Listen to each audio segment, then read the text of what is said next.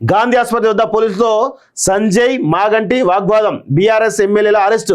మాతా శిశు మరణాల వివరాలకు గాంధీ ఆసుపత్రికి నిజ నిర్ధారణ కమిటీగా వెళ్లిన మాగంటి సంజయ్ లోపలికి రానివని పోలీసులు. రోడ్డుపై నిరసన.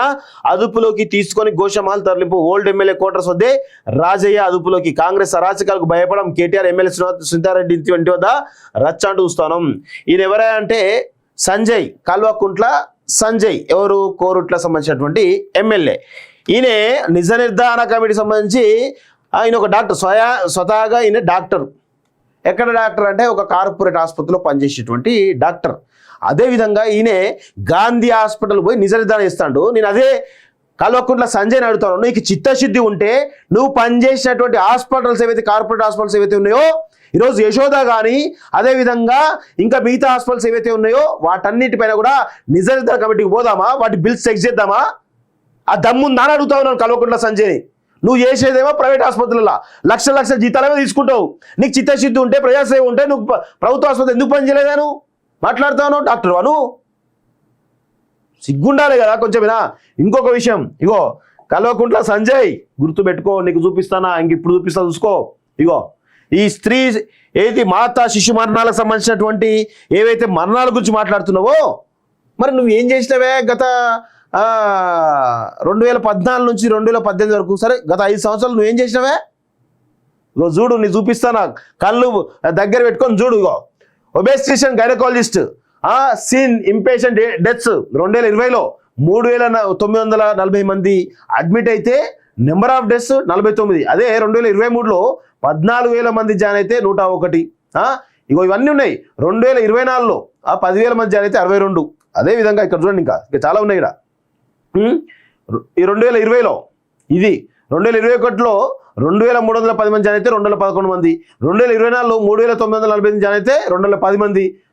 2023లో 6,100 మంది అడ్మిట్ అయితే 439 మంది చనిపోవడం జరిగింది. ఇది ఎక్కడ? Paediatric inpatient deaths.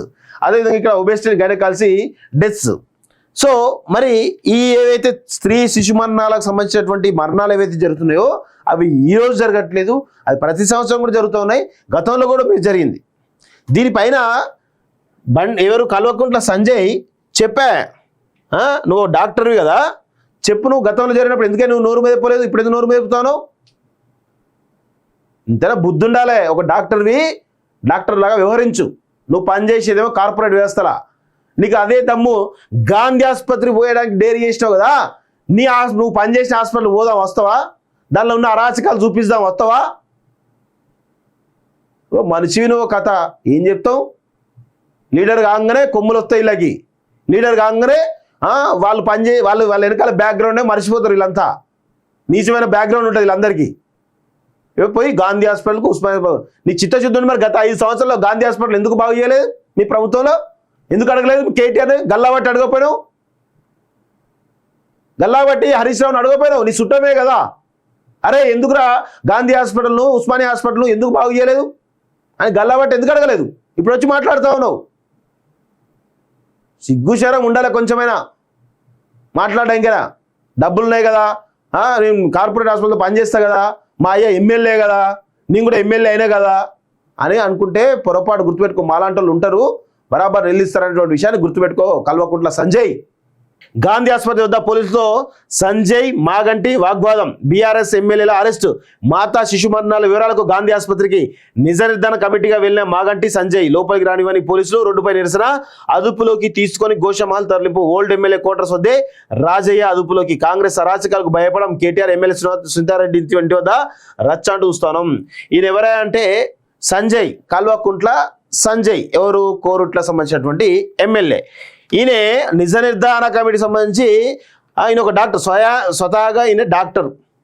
ఎక్కడ డాక్టర్ అంటే ఒక కార్పొరేట్ ఆసుపత్రిలో పనిచేసేటువంటి డాక్టర్.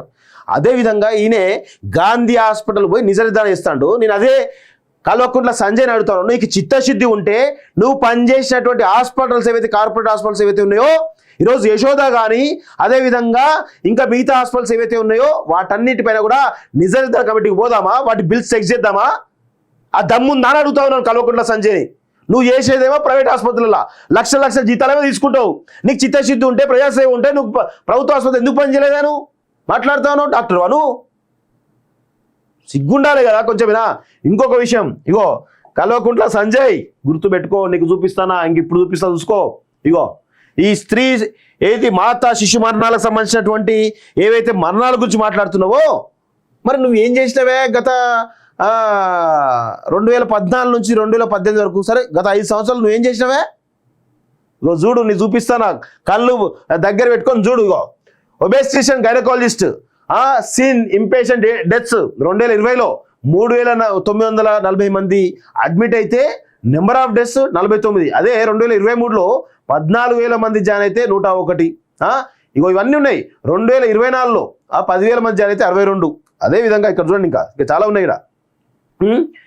ఈ 2020లో ఇది 2021లో 2,310 మంది జాయిన్ అయితే 211 మంది, 2024లో 3,948 జాయిన్ అయితే 210 మంది, 2023లో 6,100 మంది అడ్మిట్ అయితే 439 మంది చనిపోవడం జరిగింది. ఇది ఎక్కడ? Paediatric inpatient deaths. అదేవిధంగా ఇక్కడ ఒబెసిటీ గైనకాలజీ డెత్స్. సో మరి ఈ ఏవైతే స్త్రీ శిశు మరణాలకు సంబంధించినటువంటి మరణాలు ఏవైతే జరుగుతున్నాయో అవి ఈ రోజు జరగట్లేదు, అవి ప్రతి సంవత్సరం కూడా జరుగుతూ ఉన్నాయి, గతంలో కూడా మీరు జరిగింది. దీనిపైన ఎవరు కల్వకుంట్ల సంజయ్ చెప్పా, నువ్వు డాక్టర్వి కదా, చెప్పు, నువ్వు గతంలో జరిగినప్పుడు ఎందుకే నువ్వు నోరు మెదపలేదు, ఇప్పుడు ఎందుకు నోరు మెదుపుతావు? ఇంతేనా బుద్ధి ఉండాలి. ఒక డాక్టర్వి డాక్టర్ లాగా వ్యవహరించు. నువ్వు పనిచేసేదేమో కార్పొరేట్ వ్యవస్థలా. నీకు అదే దమ్ము గాంధీ ఆసుపత్రి పోయడానికి డేరీ చేసినావు కదా, నువ్వు పనిచేసిన హాస్పిటల్ పోదాం వస్తావా? దానిలో ఉన్న అరాచకాలు చూపిస్తాం వస్తావా? మనిషివి నువ్వు కథ ఏం చెప్తావు? లీడర్ కాగానే కొమ్ములు వస్తాయి ఇలాకి, లీడర్ కాగానే వాళ్ళు వాళ్ళ వెనకాల బ్యాక్గ్రౌండే మర్చిపోతారు. వీళ్ళంతా నీచమైన బ్యాక్గ్రౌండ్ ఉంటుంది వీళ్ళందరికీ. పోయి గాంధీ హాస్పిటల్కి ఉస్మానియా, నీ చిత్తశుద్ధుని మరి గత 5 సంవత్సరాల్లో గాంధీ హాస్పిటల్ ఎందుకు బాగు చేయలేదు? మీ ప్రభుత్వంలో ఎందుకు అడగలేదు? కేటీఆర్ గల్లాబట్టి అడగపోయినావు, గల్లాబట్టి హరీష్ రావుని అడగపోయినావు, నీ చుట్టమే కదా. అరే ఎందుకురా గాంధీ హాస్పిటల్ను ఉస్మానియా హాస్పిటల్ను ఎందుకు బాగు చేయలేదు అని గల్లాబట్టి ఎందుకు అడగలేదు? ఇప్పుడు వచ్చి మాట్లాడుతూ ఉన్నావు. సిగ్గుశరం ఉండాలి కొంచెమైనా మాట్లాడడానికైనా. డబ్బులు ఉన్నాయి కదా, నేను కార్పొరేట్ హాస్పిటల్లో పనిచేస్తా కదా, మా అయ్య ఎమ్మెల్యే కదా, నేను కూడా ఎమ్మెల్యే అయినా కదా అని అనుకుంటే పొరపాటు. గుర్తుపెట్టుకో, మాలాంటి వాళ్ళు ఉంటారు, బరాబర్ నిలిస్తారనేటువంటి విషయాన్ని గుర్తుపెట్టుకో కల్వకుంట్ల సంజయ్. సన్నం దొడ్డువడ్లు వేర్వేరుగా కొనుగోలు. అక్టోబర్ మొదటి వారం నుంచే ఖరీఫ్ ధాన్యం సేకరణ. 7,139 కేంద్రాలు, 91 లక్షల టన్నుల ధాన్యం అంచనా. సన్నాలకు